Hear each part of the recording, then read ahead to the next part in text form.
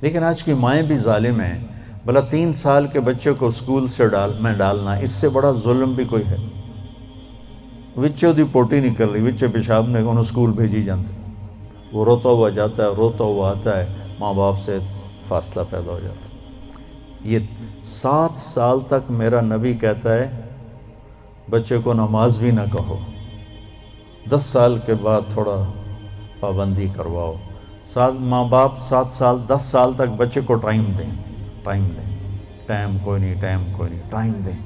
اور اے خبیث موبائل جڑا بوجھے چلے ہی پھر دو، اس کو گھر میں آ کے آف کر دیں، بند کر دیں. آپ کو میرے نبی کی زندگی بتاؤں.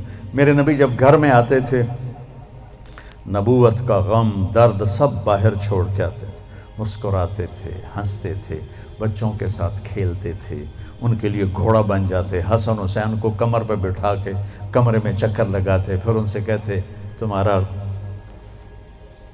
اونٹ کیسا ہے. پھر دونوں بھائیوں کو اتار کے حضرت زینب کو اپنی کمر پہ بٹھا کے کمرے میں چکر لگاتے، پھر ان کے ساتھ کشتی کرتے، پھر ان کی کشتی کرواتے. کیا کچھ نہیں کیا. آپ ان سے زیادہ مصروف تو نہیں ہیں. ایک جہاز سے اترے، دوسرے پہ چڑھ گئے، اس سے اترے، تیسرے پہ چڑھ گئے. یہ کوئی زندگی ہے بھائی؟ مختصر سے زندگی کے لیے اپنے آپ کو اتنا امبیلنس کر دینا کہ گاڑی کا بیلنس آؤٹ ہو تو فوراً ٹھیک کرا دو. اپنے بیلنس دا پتہ نہیں کتھوں دا کتھے آؤٹ ہویا پہ، اس کو بھی تو بیلنس کرو. بچے کو عزت دو، وہ آیت اس کے متوجہ ہو جاؤ. جی بیٹا. اور بچوں کو میرے نبی نے کہا اکرموا اولادکم، اپنی اولاد کو عزت دو. میرے نبی کو ملنے جب بیٹی فاطمہ آتی، مہینے بعد نہیں آتی تھی، ہر دوسرے دن، نال تا گھر ایسے، تو میرے نبی چیئر پر بیٹھے ہیں، زمین پر بیٹھے ہیں، چارپائی پر لیٹے ہیں، جو ہی فاطمہ پہ نظر پڑتی کھڑے ہو جاتے، اور وہیں کھڑے نہیں ہوتے، تیزی سے آگے بڑھتے تھے، اور حضرت فاطمہ کو وہیں دروازے پر ہی ہاتھ پکڑ لیتے تھے، اور دیکھو یہاں بوسہ لیتے تھے. پھر ہاتھ پکڑے لا کر پہلے بیٹی کو بٹھاتے تھے، پھر خود بیٹھتے تھے. یہ سلوک تھا ماں بطور باپ اپنی بیٹی کے ساتھ. عزت ان کے اندر ڈالو گے تو عزت واپس آئے گی.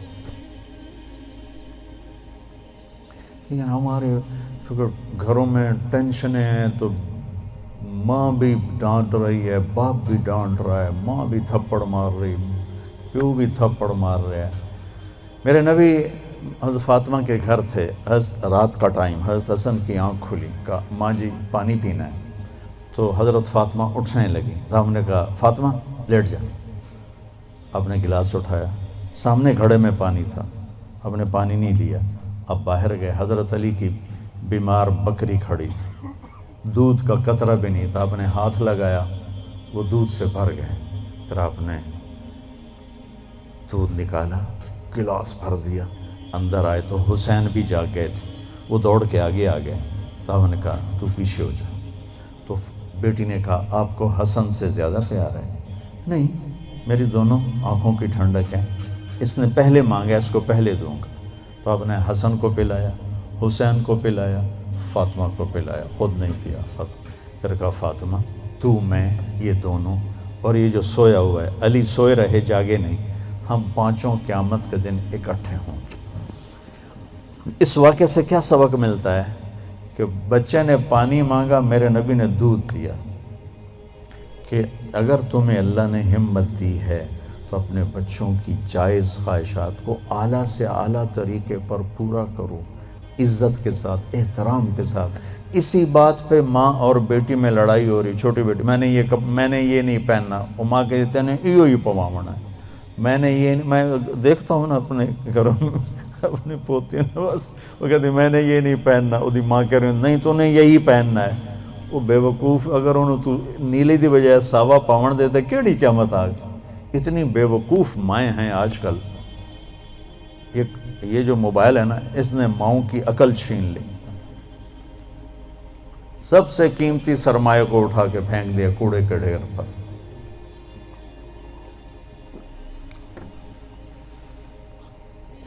یہ واقعہ ہمیں سبق دیتا ہے کہ اولاد کو اتنا پروٹوکول دو گے تو پھر وہ واپس آئے گا، پھر وہ آپ کو عزت دیں گے۔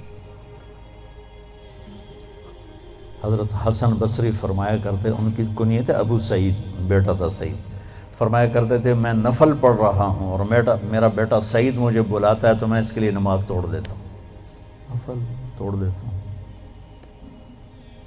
تو اہم اولاد کو رگڑے دیتے رہتے ہیں، پھر جب وہ تھوڑے سے بڑے ہوتے ہیں پھر وہ ہمیں رگڑے دیتے ہیں، پھر وہ ہمارا جی میرا بیٹا بڑا نافرمان ہے، کوئی تعویذ دو، ان تعویذ میں کی کہا کتھو دے وہاں تعویذ، تم نے پہلے ان کے اندر زہر بھرا ہوا ہے، وہ کہاں سے نکلے؟ تو بھائی بہنوں، اسلام ایک زندگی ہے، بڑی خوبصورت زندگی، جس کا تھوڑا سا میں نے آپ کو ایک نقشہ پیش کیا ہے۔ تبلیغ اس کو سیکھنے کی محنت ہے۔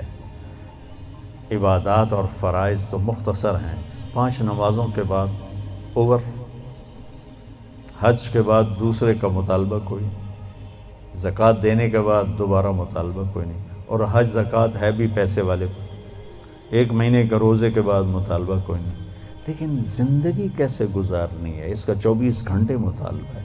ماں کے ساتھ کیسے ہو، باپ کے ساتھ کیسے ہو، بیوی کے ساتھ، بیوی کا خاوند کے ساتھ، پھر دونوں کا بچوں کے ساتھ، بچوں کا ماں باپ کے ساتھ کیسے معاملہ ہو، یہ 24 گھنٹے کی زندگی۔ بھائیو، اپنے نبی کی سیرت پڑھا کرو، اپنے نبی کی زندگی پڑھا کرو، اپنا قرآن پڑھا کرو، آپ کو پتہ چلے کہ زندگی کس چیز کا نام ہے۔ جب اللہ آپ کو توفیق دے، تبلیغ میں 3 دن بھی لگانا شروع کریں گے تو آپ کو بہت فائدہ ہوگا۔ اس کی نیت کرو، اس کے ارادے کرو، نماز نہ چھوٹے، کبھی قضا ہو جائے تو رات کو سونے سے پہلے پڑھ کے سو، تاکہ وہ جو ہمارا اس دن کا عمل ہے اس میں وہ نماز ادا نہ صحیح تو قضا میں ضرور آ جائے، پھر آہستہ آہستہ انشاءاللہ پابندی بھی آ جائے گی، اور اپنی زبان سے گالی، غیبت، چغلی، طنز، طعنہ یہ نکال دو، تو دنیا بھی آپ سے پیار کرے گی، اللہ بھی آپ سے پیار کرے۔ تو سارے بھائی بہن نیت کرتے ہو؟ وصلی اللہ تعالی علی نبی کریم۔